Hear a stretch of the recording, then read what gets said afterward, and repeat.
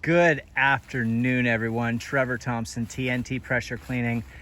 Dynamite service with explosive results. We are shooting a gutter cleaning video. So make sure you guys have the heavy duty sized trash bags. And these are for debris. That's about 40 pounds plus of debris that came out of the gutters.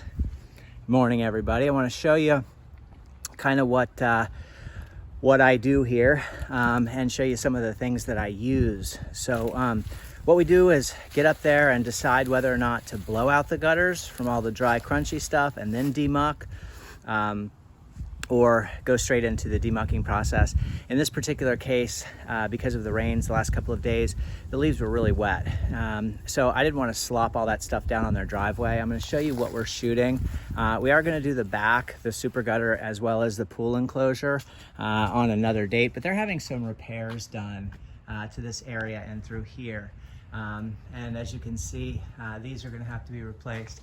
But so we cleaned out these gutter tracks right along here, each side of that, and the downspouts are flushed out completely and performing properly. The seams in the gutters are leaking, so there's going to be some repairs that are going to need to be done there. But this video is primarily for you guys out there that want to kind of see what I do. So one really important thing is, if the homeowner doesn't have a spigot, now I've showed you guys what the commercial water keys look like.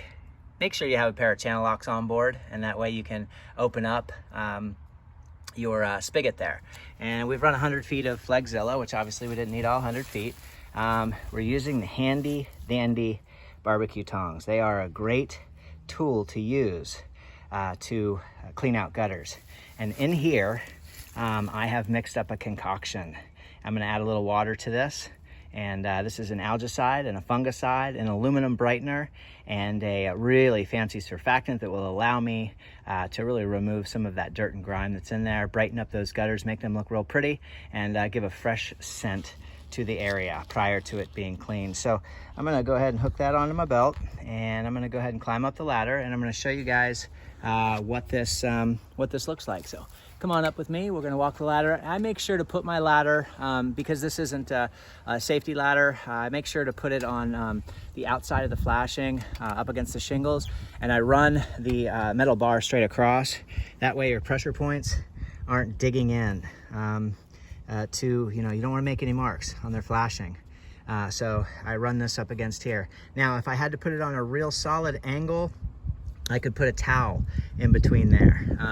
And I really don't need to bungee this off, although I do bungee all these ladders off all the time.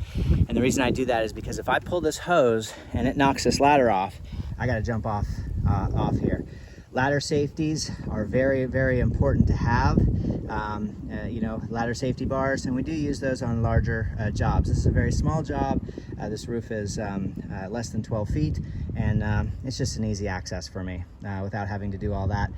I did do a job the other day, and I made sure to bungee that ladder off. I use a tie down, a rubber strap, and I hook it to either the gutter or wherever I can attach, so that if the ladder gets jostled in any way, it doesn't end up on the ground. For today's purpose, I can show you, I set the hose specifically over there, knowing that most of my pulling is going to be over here. So this hose will never come over here to hit this, all right? So I'm going to show you what this looks like, and kind of what we used, and what's most important. I want to show you guys how we're going to brighten this up. This is going to look really, really good. These gutters are going to look like brand new when I'm finished. I'll go ahead and turn you around, and you can see the space that's between the flashing and the corrugated translucent panels. Those are incredibly close, and you can barely fit a tool through there. So there's a lot of handwork that has to be done along there. But I'll bring you up here and just kind of give you an idea of what it looks like. Now, it's not brightened yet, so you can kind of see, how clean those are. There's 2 inches of space that way, and there's, just a very small space this way, so you can hardly get a tool through there. So there's a lot of handwork that has to be done. I use nitrile gloves, and I'm very careful because you can get some snags through there, guys. But that's what that looks like. Now, one thing I want to show you is this bullet right here. If you guys can find one of these, to pick one of these up, this just adjusts from, you know, a very tiny stream to a spray. And it shoots over 30 feet. Now, the great thing about this is I can get this down in here to flush. And I can get all the way underneath that 2-inch area to really get those gutters clean. So I wanted to bring that to your attention.